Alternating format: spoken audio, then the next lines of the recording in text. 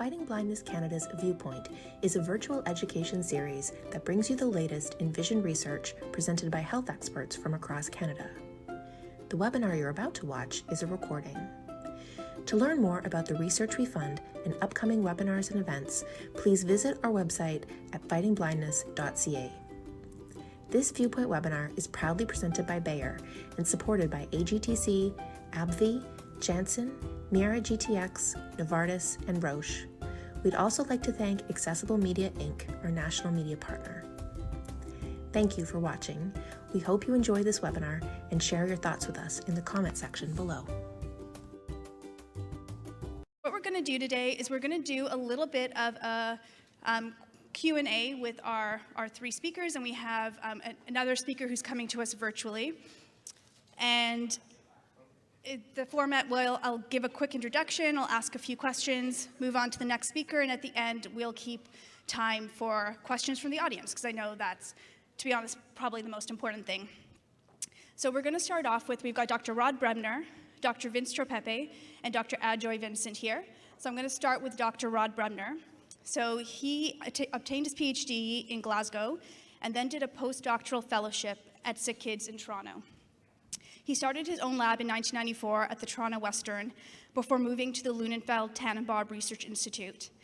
He is a senior scientist, a professor at U of T in the Department of Ophthalmology and Vision Science, and holds the Freiburg Cancer Research Chair at the Lunenfeld.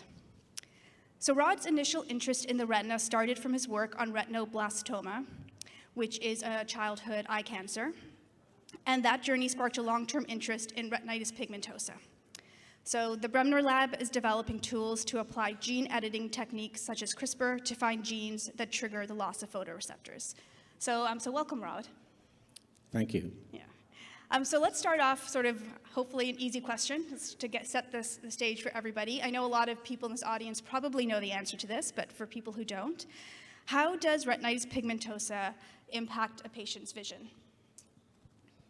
Well, so it starts with night blindness and loss of peripheral vision, and then gradually that's due to the loss of the rod photoreceptors, which are the most dominant photoreceptor in the eye, and then the less common cones eventually die indirectly. So gradually over years you lose your peripheral vision, and then your central vision begins to go as well. And that time period can vary from genetic mutation to genetic mutation. And so I know Dr. Ballios was talking a little bit about rod photoreceptors and cone photoreceptors and different sort of options out there. But I wonder if you could talk about if there are currently any treatments for retinitis pigmentosa. Simple answer is no. There's a lot of people are on sort of vitamin A therapy, which is got some marginal, some studies said there's some benefits, other studies say there's no benefits, some studies say there's actually harmful causes of vitamin A, effects of vitamin A on certain populations. So it's a really not the greatest it's not a treatment. That's one thing. And then there's a number of gene therapies that are being trialed for various subsets of types of RP. There's nothing which is in the clinic, nothing that's approved really in the clinic yet. So that's very frustrating. So we know that retinitis pigmentosa and other types of inherited retinal diseases, they're caused by mutations in different genes. So I was wondering if you could talk a little bit about the different types of mutations that cause retinitis pigmentosa and how that fits into your particular research. Right. So yes, there's a lot of different genes when they get screwed up can cause retinitis pigmentosa.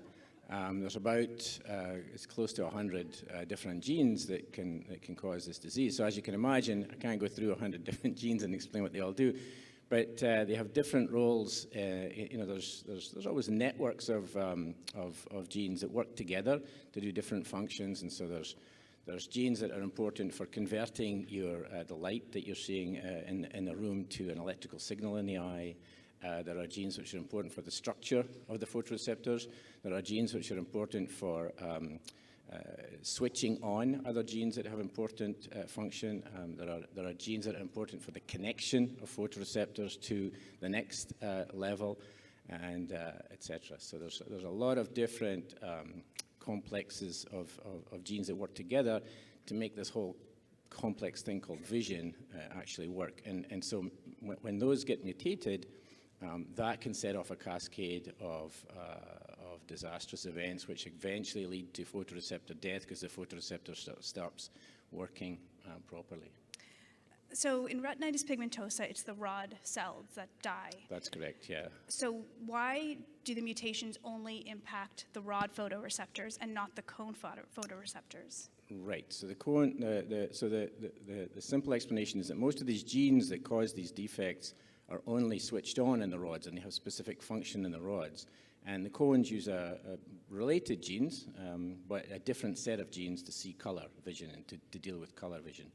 And so that's why they trigger the death. But the unfortunate thing is that the cones need the rods for their survival, which is not something that's fully understood yet, why that is. There's a number of mechanisms why the rod death is triggering the cone death and eventual complete blindness. So there's a lot of people trying to understand that relationship.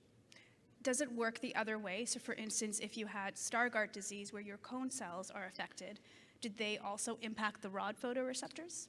Yeah, that's no. Okay, all right. So moving on to your research, I was wondering if you could tell us a little bit more about sort of your larger research program, and maybe then talk a bit about your Fighting Blindness Canada project. So yeah, I'm a molecular biologist. What does that mean?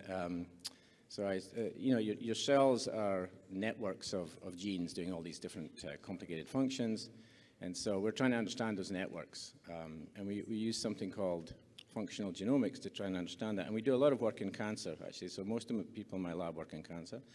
But those technologies that have been developed a lot to study, to focus on cancer networks are very, very useful in other diseases. And they're starting to creep into being used in neurodegenerative diseases like retinitis pigmentosa.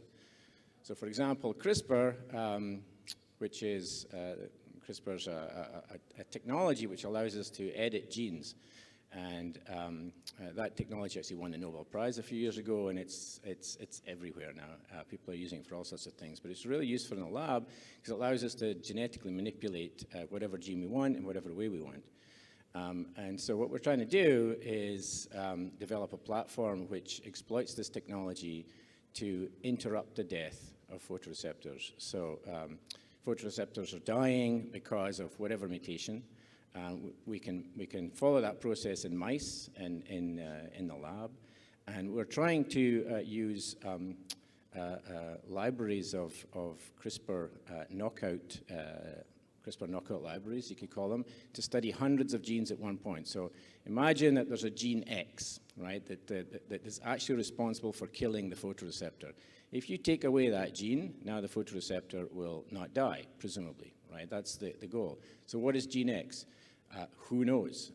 So the CRISPR technology will allow us to survey hundreds of genes in one experiment. And that's the basic idea. And once you find a gene X that kills the photoreceptors, then you want a drug against X to inhibit X and stop the photoreceptors from dying. That's the basic idea. So in terms of the genes, so these are different genes that cause retinitis pigmentosa. So we know that RP is caused by a gene mutation, but these are totally different genes that are actually causing the death. Yeah, so if you imagine a set of dominoes or something, and at the very beginning, the photoreceptor mutation that causes the whole problem tips the domino over, and that sets a series of dominoes falling. So somewhere along the line, if you just take away a domino, the simple analogy is that you stop the whole cascade from happening. So we're trying to understand that cascade, except it's not really like a line of dominoes. It's much more like a complicated electrical integration circuit, or if you think of, you've all looked at these airline diagrams with airplanes flying everywhere, and there's different nodes, and it looks like a mess, but really there's order in there, and it's trying to understand the critical nodes in these networks. And if we take out this node, if we take out Toronto Pearson Airport, that'll stop a lot of travel, right? That's kind of the idea, and so That's what we're really trying to do, understand the critical nodes that are important for triggering the death of the photoreceptor. And are you specifically looking at cone photoreceptors or rod or both? Rod. Okay. So this is the screen that we're trying to set up is to find things that are killing rods. But obviously if you do that and you stop rod death, then you stop the secondary cone death as well. Okay, thank you. I think we'll move on to Dr. Tropepe and then leave time for audience questions at the end. So yeah, thank you, Dr. Tropepe, for being here as well. So a little introduction. Dr. Tropepe received his PhD at the University of Toronto and then completed a postdoc at the Whitehead Institute in MIT. He's currently a professor in the departments of Cell and Systems Biology with a cross-appointment in the Department of Ophthalmology and Vision Scientists. And since July 2020, he has been serving as Vice Dean of Research in the Faculty of Arts and Science at the University of Toronto. His research interests are focused on the molecular and cellular mechanisms of neurogenesis in relation to development and disease, and he uses model organisms, including zebrafish, in his work. So welcome. Thank you. So I know some of the work that you do that Fighting Blindness Canada funds is about Usher syndrome. So I was wondering if we could start off the talk, if you could describe a little bit about what Usher syndrome is and how it impacts patients. Sure. So Usher syndrome is probably the most common deaf blindness, sort of congenital disorder. And so children are born congenitally deaf, and over time, depending on the severity of the disease, over time will go blind. And so there's a gradual loss of vision, and in the most severe cases, that loss of vision happens in the first few years of life. In the less severe vision condition, that happens in the teenage years or even in their 20s or 30s. But all these patients are actually born deaf. Do you know why the deafness comes first before the vision loss? No, it's actually not so clear why that happens. There's better understanding now as to what the likely cause is of the deafness, and it affects the hair cells in the cochlea of the ear, and affects the structure of those cells and the integrity of that structure. And when that integrity is breached, then the signal from the sound waves that the hair cells are supposed to detect, that signal does not reach the brain, and so they can't hear. How that relates to the vision loss is unclear. It's one of the areas that's really sort of interesting to be focused on, and it's an area in my lab that we're trying to figure out. But it has to, well, we think it has to do with the structure of the photoreceptors. And so the connection there is more on the sort of similarities of what the genes that are involved in this disorder actually do with respect to the structure of these very specialized sensory cells. In one case it's the ear, but in the other case it's the retina. So I think that's a good segue into genes. So you mentioned that there might be different severities of Usher syndrome. Could you talk a little bit about the different types of Usher syndrome and how different mutations relate to that? Sure. There are 3 different types of Usher syndrome that are recognized, and those are established clinically. And most of it has to do with the severity of the defects, either in hearing or in vision, and the onset. And so I mentioned that in the most severe case, kids are born congenitally deaf and also start to lose their vision in the first few years of life. And so that would be sort of type 1, referred to type 1 Usher syndrome. And then there's type 2 and type 3, and they have varying degrees of severity.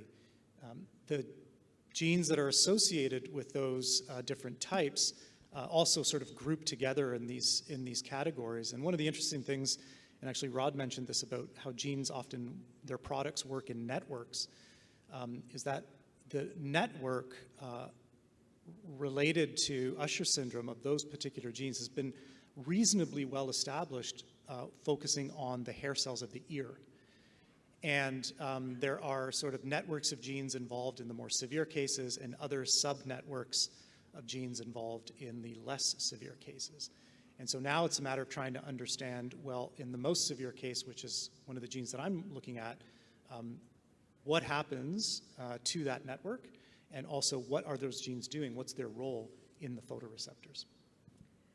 So in terms of, you mentioned that the mutations are affecting sensory cells, so either in the ear or in the eye. Are there other cells in the body that are also sensory cells that are affected in Usher syndrome, or is it those two cell types in total? Those are the main ones, but Usher syndrome patients also suffer from vestibular defects.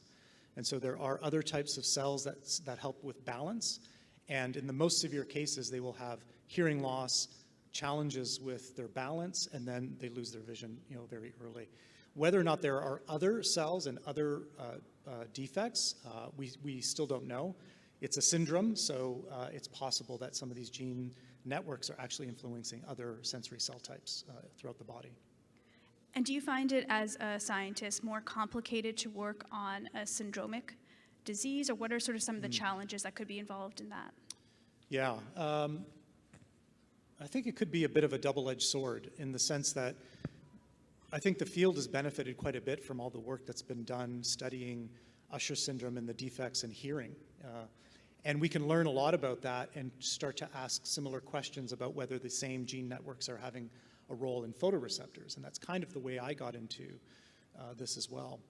But the opposite side of that is that you might go down these pathways in your investigations in the lab because you think it works the same way in one tissue as it does in the other tissue. And one of the tricky things about biology is that that's not really how biology works. And so the same gene networks could have adapted slightly different roles and functions in a new context, like the photoreceptor. So it's really important to use that as a basis, maybe to start asking some questions, but then you have to really investigate it directly in the cell types that you're interested in. So it's a bit of a double-edged sword, I'd say. So how do you go about studying Usher syndrome in your lab?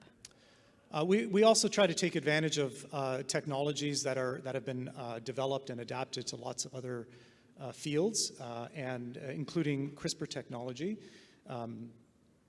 And we use an animal model system, a zebrafish, which are these tiny little tropical fish that many of you have probably seen in pet stores. And we use those animals and CRISPR technology to create mutations that hopefully will mimic the mutations that are found in patients with Usher syndrome. And once we do that, we can then start to understand, in the absence of a normal copy of that gene, what happens to the development of the photoreceptors. And so because my interest is in early development, I try to look at those cells as they're being formed for the first time. And photoreceptors, as many of you will know, have a very unique structure and shape that's critical to their function. And so we try to understand, well, what is the role of those particular genes in creating the shape of the photoreceptors? I was wondering if you could tell us a little bit about your Fighting Blindness Canada project. And so what are you studying? What have you found out over the past couple of years? Sure. So in our research, we study one of the genes that's been implicated in the severe type of Usher syndrome, type 1. That gene is called protocadherin 15. And it's related, its other alternative name is USH1F. And so what we did is we created a protocadherin 15 mutation in our zebrafish model and looked at the retina. And what we noticed was that the photoreceptor cells are not developing properly. And so while they are all formed as really young, immature cells, as they start to mature and develop that very unique shape of photoreceptors, including the structure called an outer segment, which is the structure that captures all the light photons to convert them to signals to go to the brain, that structure is highly deformed.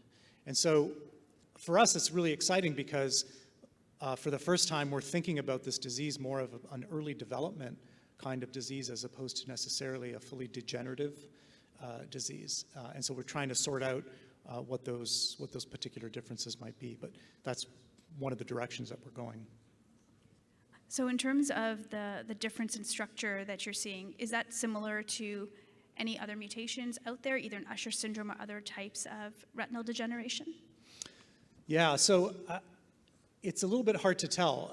The Usher genes that have been characterized really well in the hair cells at the ear, those hair cells have little finger-like projections that stick out from them, and they need to sort of bend in unison to the sound wave in order for the signal to reach the brain.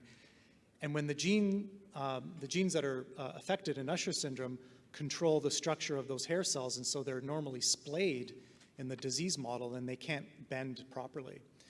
So in our case, the genes that we're studying in the photoreceptors, well, there's no need for the photoreceptor to bend. So it's a completely different sort of biology. But what we've noticed is that in order to grow the outer segment, you need to connect to these other specialized little finger-like projections on the photoreceptors. And so those ones lose their contact in the mutation that we're studying. And now the photoreceptor growth kind of goes sideways, and it starts to bend, and it's very defective. And sometimes the whole outer segment falls off. And so we think that's probably over time the reason why they start to lose the vision. I find that really fascinating, how it's almost just like bad architecture, bad building that is sort of messing things up in this case. But that is not necessarily the case for other mutations that affect the function of photoreceptors. Thank you. I think we will move on to Dr. Ajoy now, or Dr. Vincent, sorry. So welcome, Dr. Vincent. I feel like you are new to our viewpoint, I think. Is this your first time? So welcome. Correct, yeah.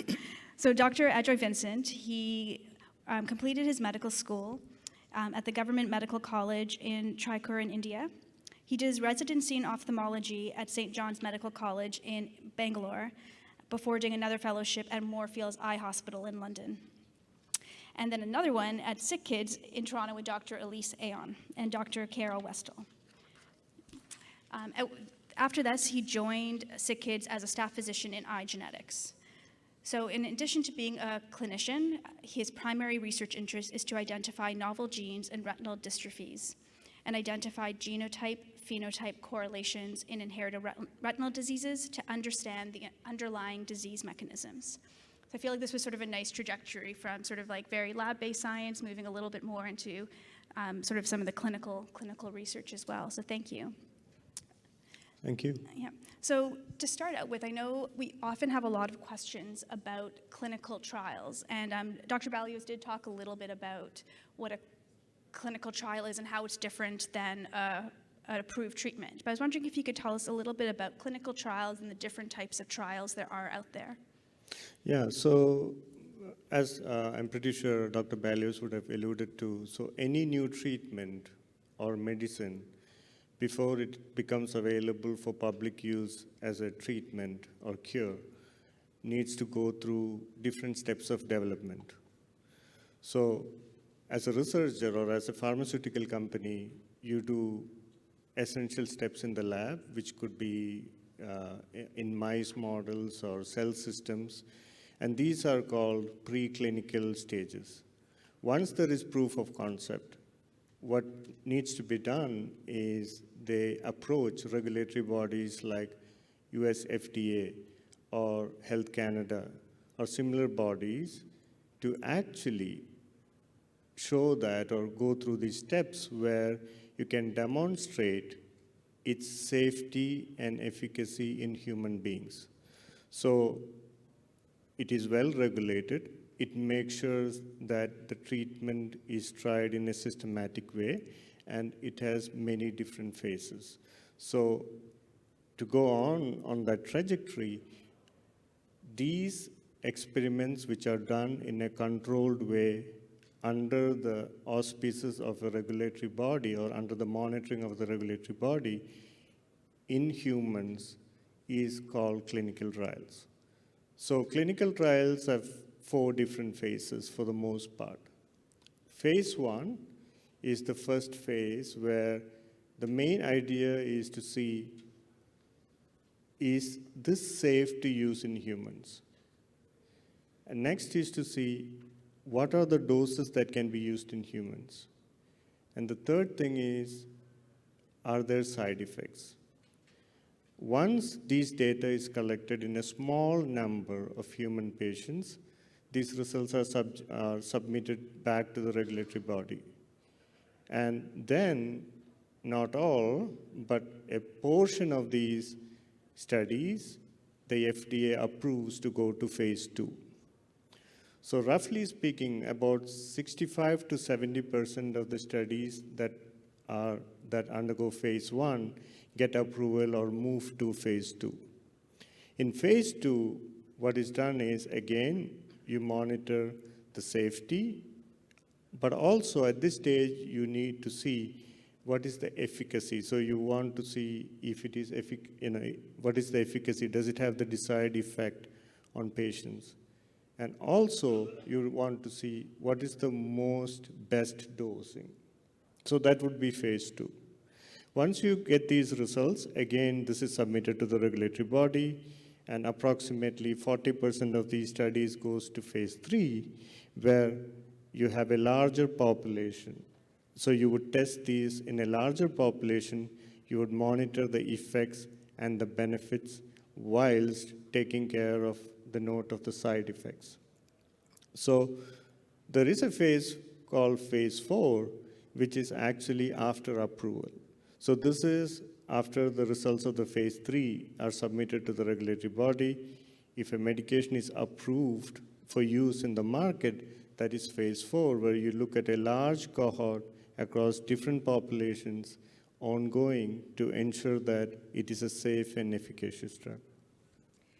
So in terms of, I liked how you mentioned what percentage of trials go from phase 1 to phase 2. Do you know what percentage of phase 3 trials ultimately get approval?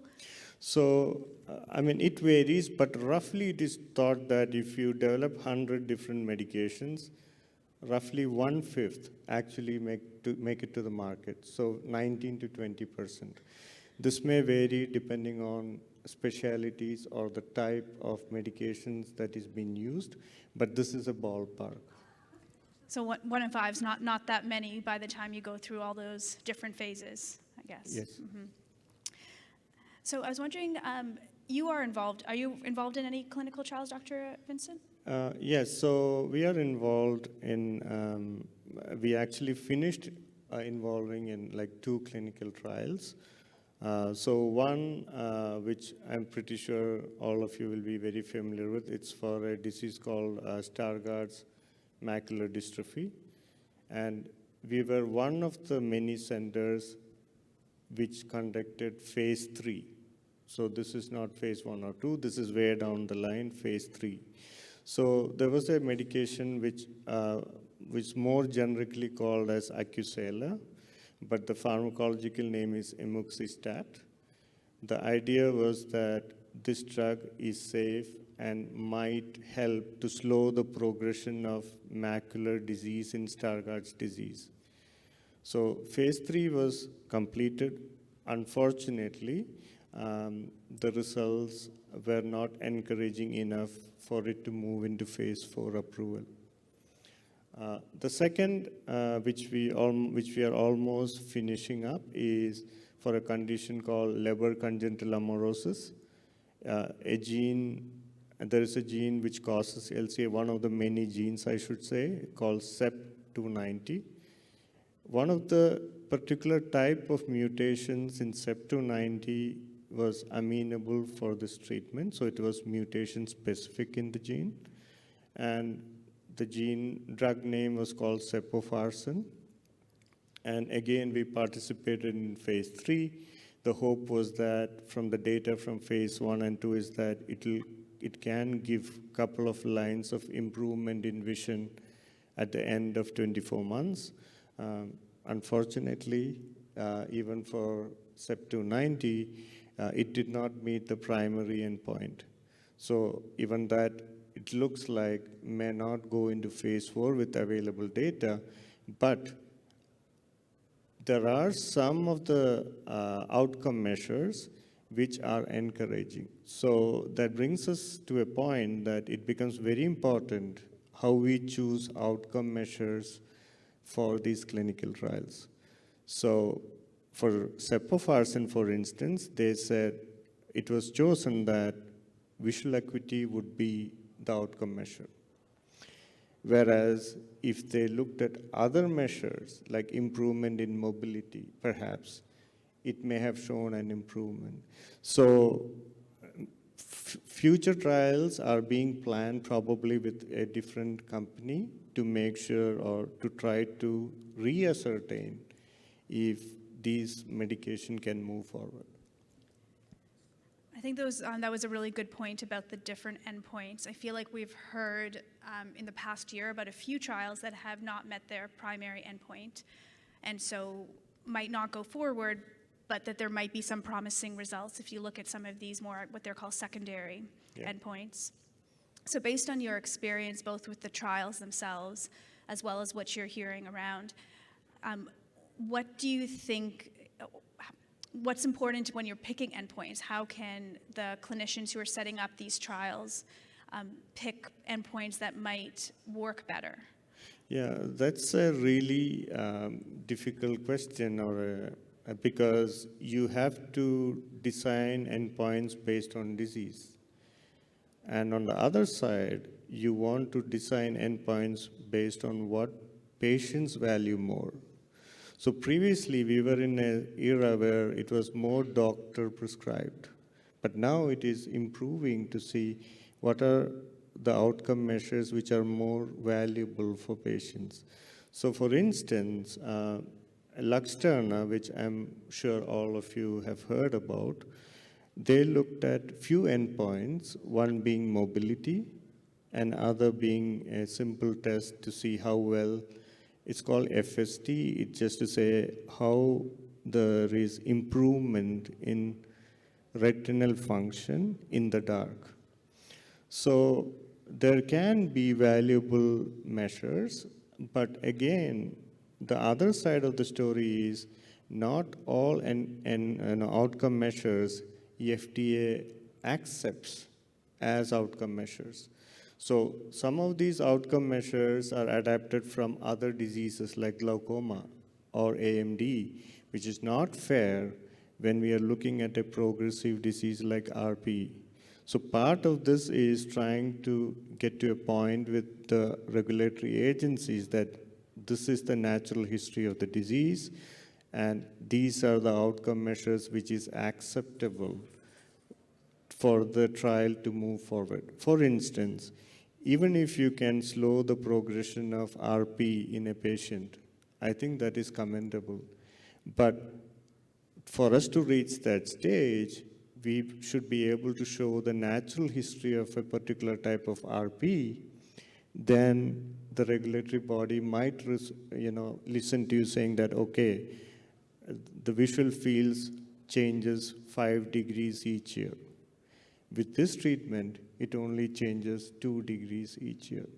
So there is directions and advancement being made, but to your point, it has to be disease specific, and also it has to incorporate what patients value, and also it has a component where you have to have the regulatory bodies agree to more disease-specific outcome measures than using general outcome measures for other diseases.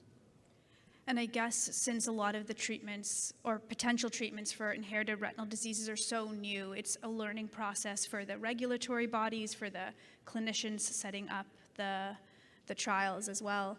And I thought your point, it's important to note it's important to know how the disease progresses in each different disease, and it can be very different, which is why natural history studies, which we often don't consider as part of a clinical trial, but are really important trials themselves, is to better understand how each of these diseases is progressing.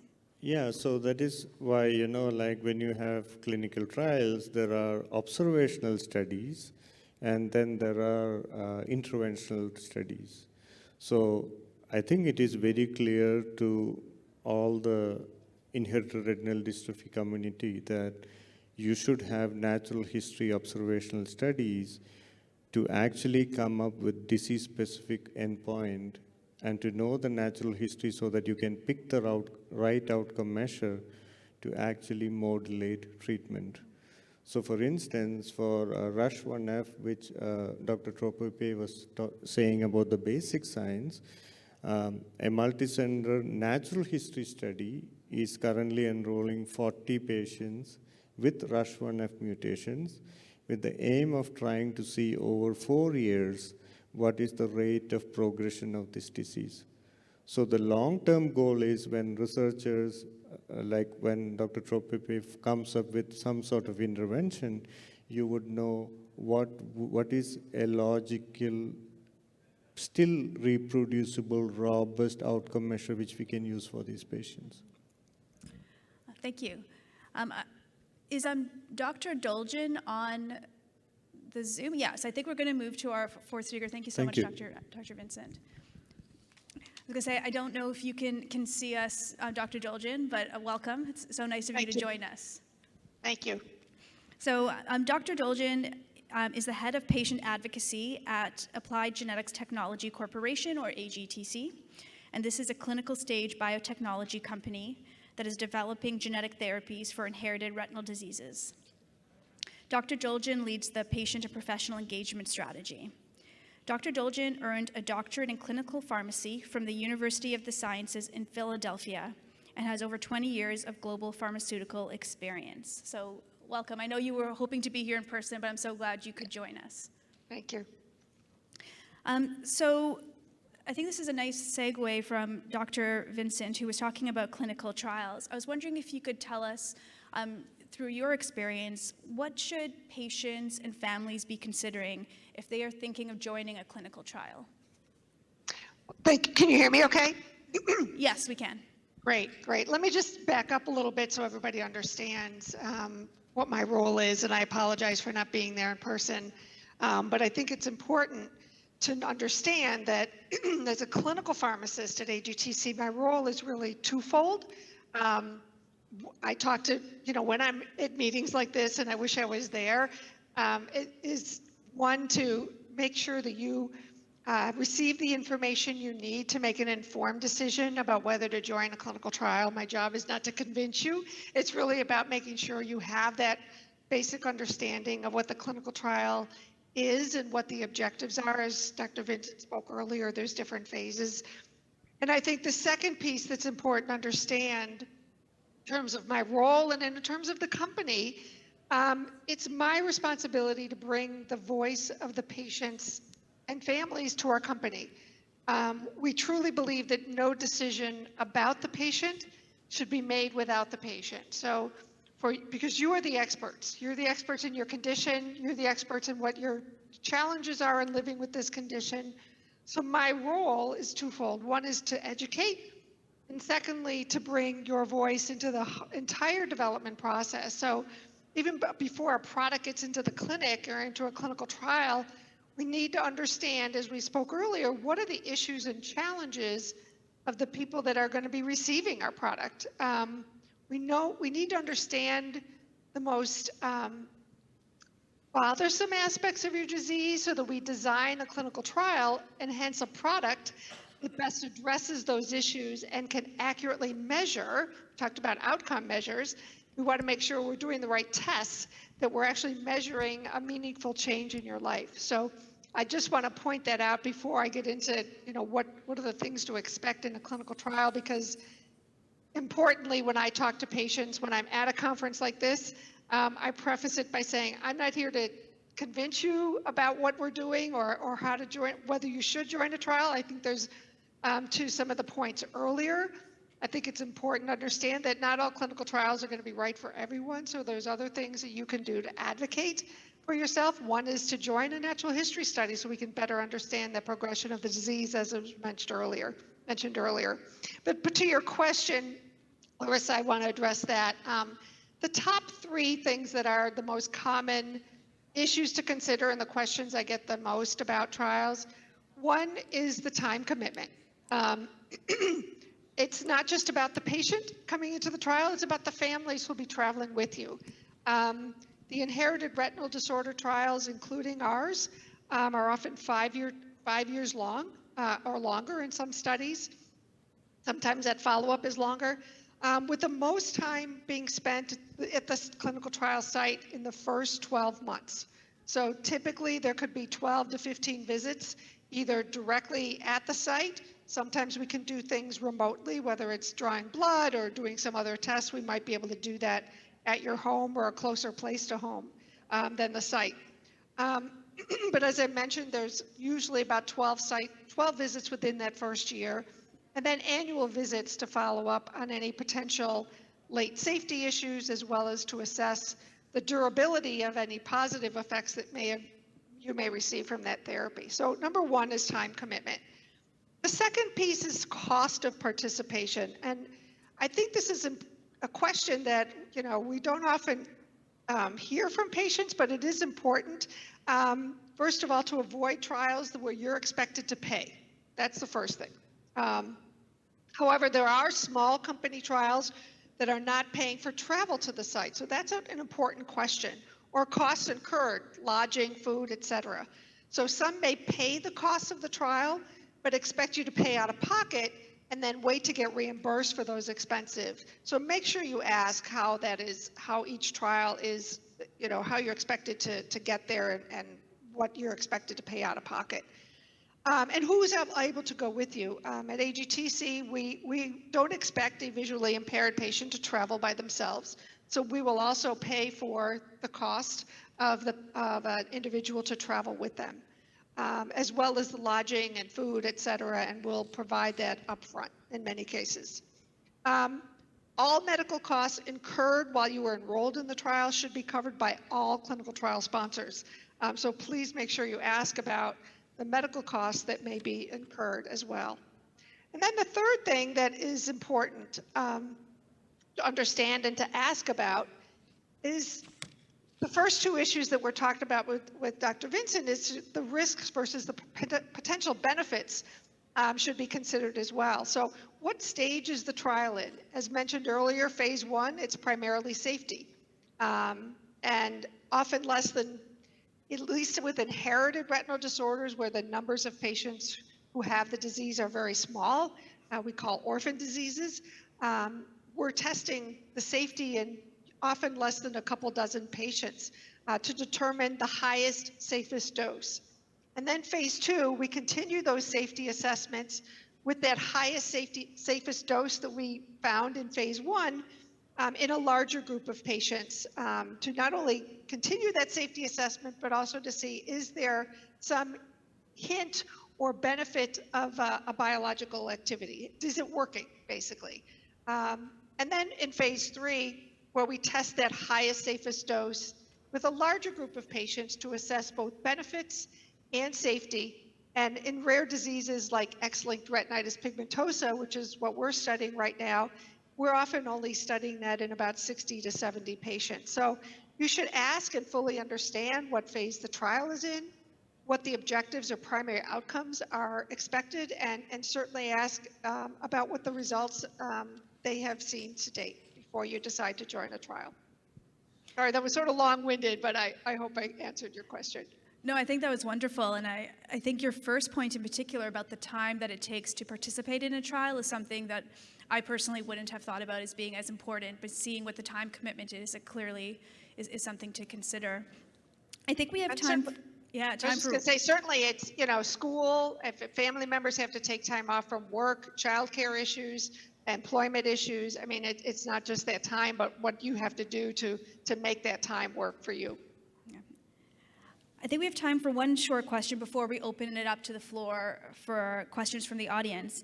So I was wondering I know we're talking about clinical trials, but aside from clinical trials, if somebody isn't able to participate in one, are there other options that patients have to get access to new treatments?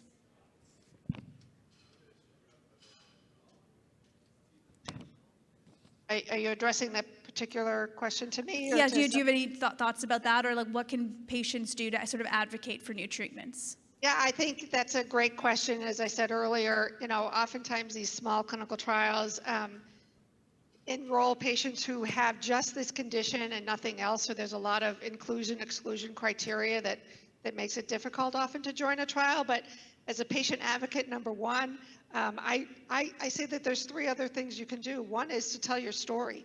In these rare inherited conditions, we don't fully understand, number one, the progression of the condition. So telling your story that helps us as a pharmaceutical company understand what those challenges are. Number 2, I'd say join a natural history study because that, again, helps us understand what that natural history is.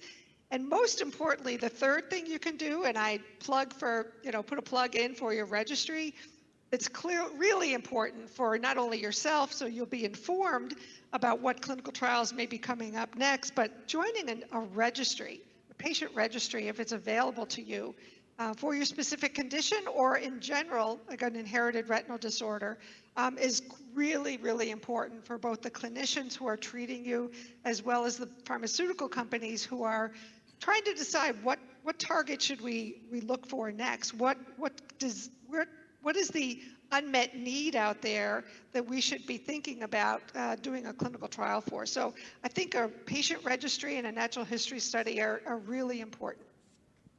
Thank you. That's a great sort of segue for me to plug the patient registry. So if anybody is in the room and has an inherited retinal disease, we recommend that you consider if genetic testing is right for you, and then to join the Fighting Blindness Canada patient registry. There's a site at SickKids, and if you want more information, ask any staff member or our health information line. Okay, I'm going to open it up for questions. We've got Jackie, who will, if you put your hand up, she will come around and give you the microphone. I think we've got one right there, the back. I don't know whether I totally understand, so I apologize in advance. But if we have a gene that's been identified as the cause of RP or LORD, and there's the concern about children now hitting the age where they are also going to start to show symptoms, is it a consideration that it's almost like a tandem with what Dr. Ballios was talking about before, where CRISPR could be used potentially to stop the deterioration of rods while they're awaiting the potential for a retinal transplant? Does somebody want to tackle that? So if I understand, I'll just repeat the question so I make sure I get it right. You're asking, could CRISPR be used to prevent the progression of the disease? Is that? Yes. Okay. So right now, all of these gene therapy kind of approaches are they're in trial, and there's different strategies that CRISPR could be used to try and prevent a retinal disease. So you could, for example, try and, let's say you have what's called dominant disease. You've got a copy of rhodopsin that's defective, but it's causing the death. Even though there's still a good one there, there's a bad copy of rhodopsin, and so you want to try and knock that out. Right? You want to try and target that rhodopsin, knock it out. There's one strategy that you could think about, but the complexities of doing that are fairly huge. You've got to try and target the cells first. You've got to make sure that that's safe. That targeting the cells, you're going to hit the mutant copy, the defective copy, but not the good copy of rhodopsin. And so you've got to overcome the sort of delivery of the CRISPR enzymes that do this, the CRISPR enzyme that does this job. You've got to make sure that the specificity is really good and that there's not going to be long-term bad effects. So all of this is what's done in preclinical studies before you can even go anywhere near a clinical trial with something like CRISPR. So the complexities there are really the issue, and that's where we're at right now, trying to figure out those kind of things. Did that answer your question? So we're not actually near doing a CRISPR trial in patients. Yes, I want to thank all of you for being here today. We really appreciate all the insights we're receiving. And I wanted to follow up a couple of comments and then a question. I would also advise, my wife and I have worked on a patient advocacy committee for a therapeutic company in Europe. And one of the things that's come out of the many different sessions we've had there is also ask questions about, if you're doing a clinical trial, what happens after the clinical trial, especially if it doesn't get approved past phase 3? Will you still have access to it if you feel it's making a difference for you? I think that's a very important question to ask, and who's going to pay for that? I also wanted to follow up on what Dr. Vincent said there regarding patient advocacy. They're doing a lot of this in Europe, and they're way ahead of us in terms of regulating this, and they still have a long way to go. My question is, are we developing something like that in Canada? Do we have patient advocacy beyond just the, Fighting Blindness Canada and the Canadian Council of the Blind? Do we have a patient advocacy aspect within both of those organizations or standalone, such as the lovely speaker from Philadelphia there? Because I don't understand how pharmaceutical companies can throw hundreds of billions of dollars towards a treatment and not know what the patients need because we're the end users. Who in their right mind spends that kind of money and doesn't understand the patients and what they need? Thank you. I mean, that's a very, that's a very telling question and an aspect, and that needs to be addressed here in Canada or in North America. So I think then the question becomes, how do we do it, or how do we set up? I think we have to work towards it, because I can give you a small example where we have been trying to do a little bit of patient advocacy, and it is so difficult with these pharmaceutical companies. So one of the clinical trials did not meet its primary outcome measure. So as a business decision, the company decided to shut the clinical trial or not move forward with treating the other eye. So then the patients who have been looking forward to it are suddenly in soup.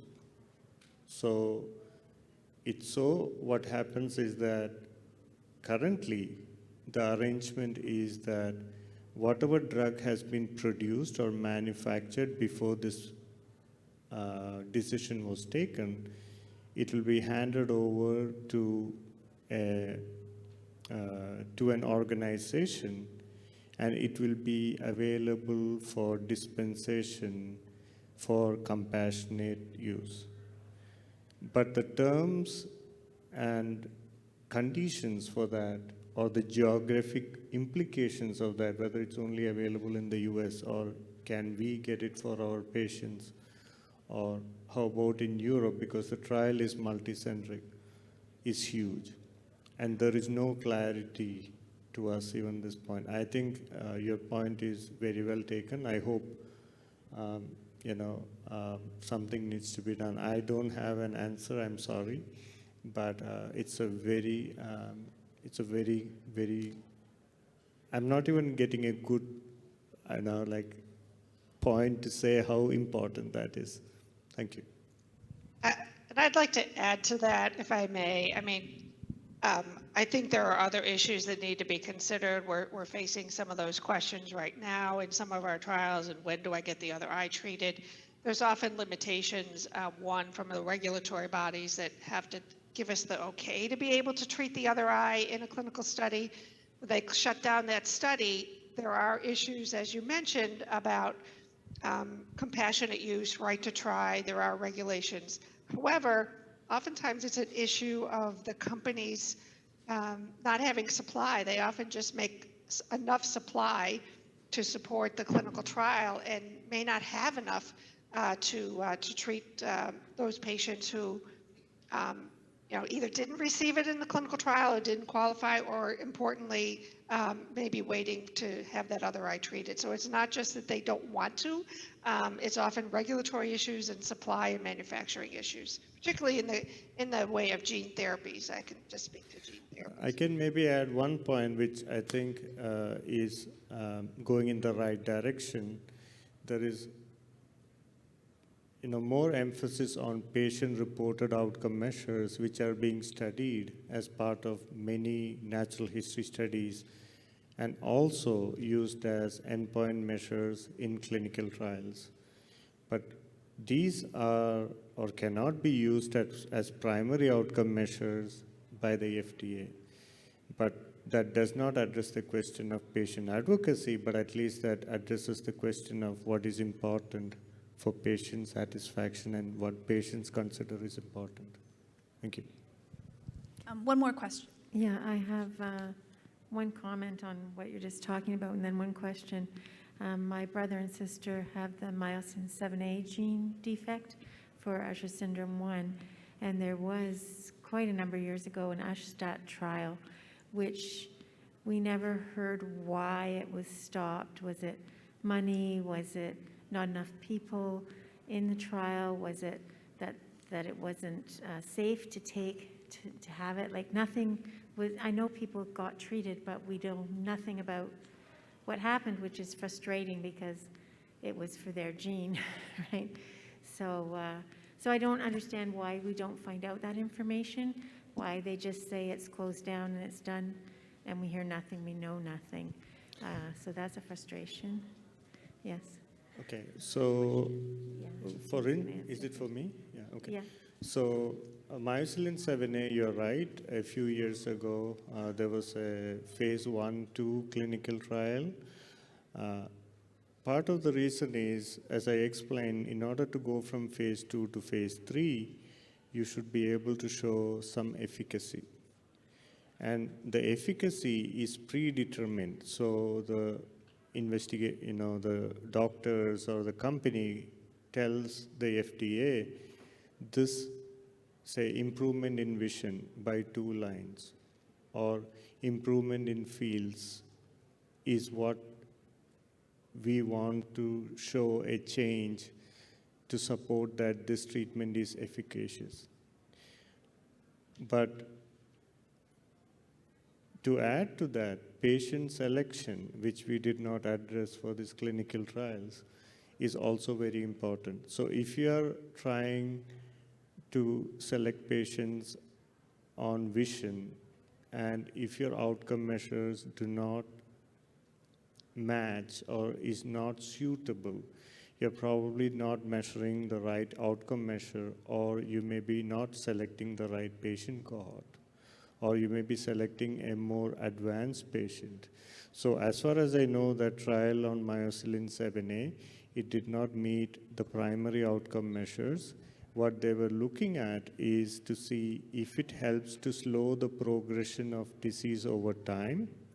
And because these diseases are slow progressive, it takes about 4 to 5 years to see if there is a difference in the treated eye as compared to the other eye. I have not seen any data as to if that has taken place, but that would be what to look for. On the other side, if you look at clinicaltrials.gov, sometimes some of the results, I believe, are updated there. So if you type myocillin 7A in clinicaltrials.gov in the gene list, and if you know what are the different trials will populate, you can select, gene therapy, myocillin 7A. Some may be related to hearing perhaps, but you have to be specific and look at the eyes. And sometimes there will be a button which guides you to study completed, there is a results button. So you can click the results button and there may be some information available for you. Thank you. I also want to say often companies will publish news releases with the results, and they have to make them public. So you can either, I don't want to suggest Googling it, you can either Google it, but you can also contact our health information line or look on our website, and we often will try to update about these things. So the health information line, Morgan can help you find if there has been anything that has been publicly available from those trials. Okay, so we are getting very close to lunch, so I can hear the buzz starting in the back, so just a few announcements. So lunch is being served behind us in the exhibitor hall. They will move the glass doors, and please help yourself. There are chicken or veggie options, and there are volunteers around to help you out if you need any help. If you are a parent of a child with an eye disease, or if you have an eye disease, inherited eye disease, there's a meet and mingle session that's going to happen in the breakout room, which is through the exhibitor hall, and if you just keep on walking. And so if you want to meet some other parents, feel free to do that, or come back and bring your lunch here, whichever you prefer. Our afternoon sessions will begin at 12:45, so in an hour. And of course, remember to visit the exhibitors and fill out your bingo cards because we have great prizes. So I want to thank all of our speakers, Dr. Dolgin, Dr. Vincent, Dr. Tropepe, Dr. Bremner, for sharing your valuable time with us this Sunday. And I think some of them will be able to stick around for a few minutes. So if you have questions, I'm sure they'll be happy to answer them while you're grabbing lunch. So thank you very much.